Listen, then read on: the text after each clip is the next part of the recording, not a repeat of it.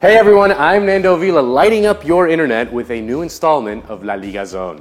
Today we're going to talk about how Real Madrid took a commanding lead atop La Liga Santander with a tight win against Espanyol following Barça's slip-up against Celta. Then we're going to talk about Atletico Madrid's good run of form, putting them securely in the third spot. And then we break down Villarreal's impressive win against their regional rivals, Valencia. Oh, and yeah, we're going to give you the goals of the week. So let's get into it. Real Madrid traveled to Barcelona to face Espanyol in what was a battle of first versus last in La Liga Santander. But the match was actually tighter than the league positions would lead you to believe. Espanyol had their chances early, especially as the Chinese star Wu Lei continually found space behind Real Madrid's defense.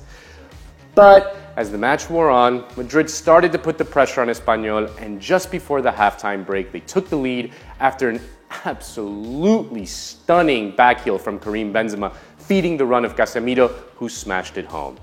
The play reminded everyone of Guti's famous backheel to feed Benzema at the Riazor against Deportivo La Coruña way back in 2010. The former Real Madrid star congratulated Benzema on Twitter for his magical backheel, and it's undoubtedly a play that will live long in the memory of Madridistas. With the win, Madrid took a 2-point lead atop La Liga Santander after Barcelona only managed to draw against Celta. Barcelona took the lead twice through Luis Suarez. The first goal was a very clever set piece between Suarez and his best friend Messi. Messi kind of gave him this alley-oop pass that Suarez just had to nod home. Suarez's second goal was a pure number 9 goal. The way he turns his body inside the box, finds a bit of space, and then toe pokes it into the bottom corner. But as time was winding down, the local hero, Iago Aspas, pulled a rabbit out of his hat with a cheeky little free kick that fooled everyone, curling it around the wall into Ter Stegen's bottom corner.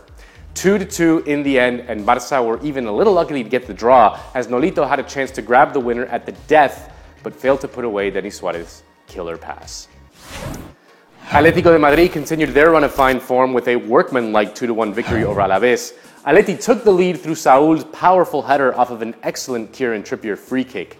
Then, they doubled the lead after Atleti's new hero, Marcos Llorente, drew a penalty, which was converted by Diego Costa.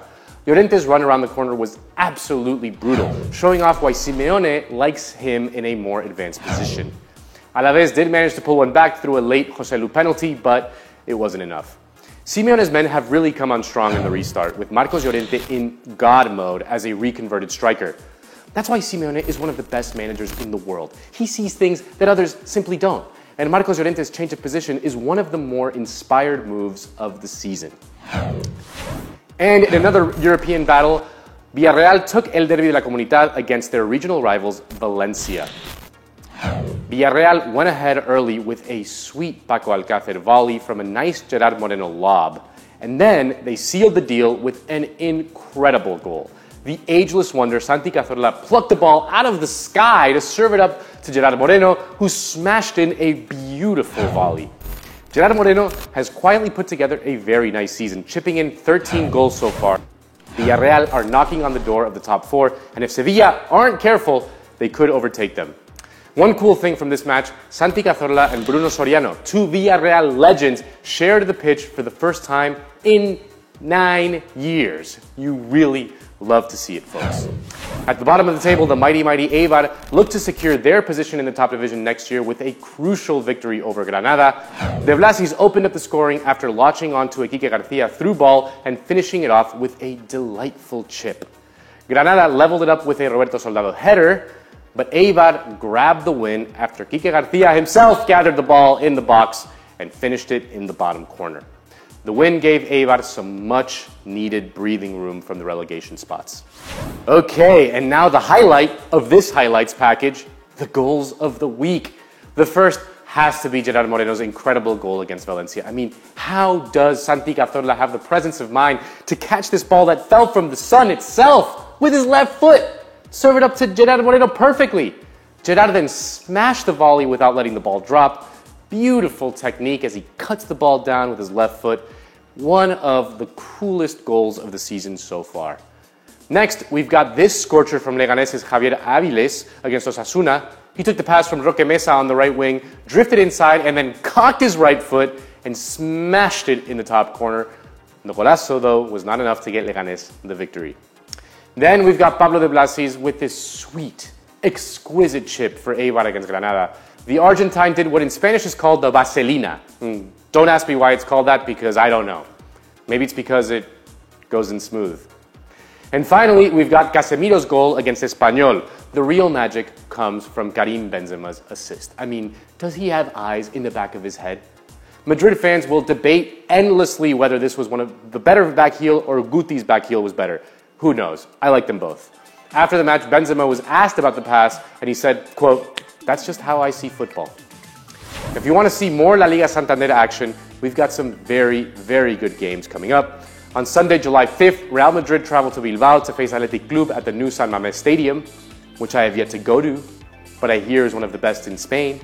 And Basques, they're really good at making food, so maybe when it's safe again, I'll do a little trip over there, make a little trip out of it. Anyway, that match is at 8 a.m. Eastern, so maybe you can enjoy it with a warm cup of coffee and a breakfast pastry. On Wednesday, July 8th, we've got the Catalan derby between Barcelona and Espanyol. Let me tell you folks, these teams do not like each other.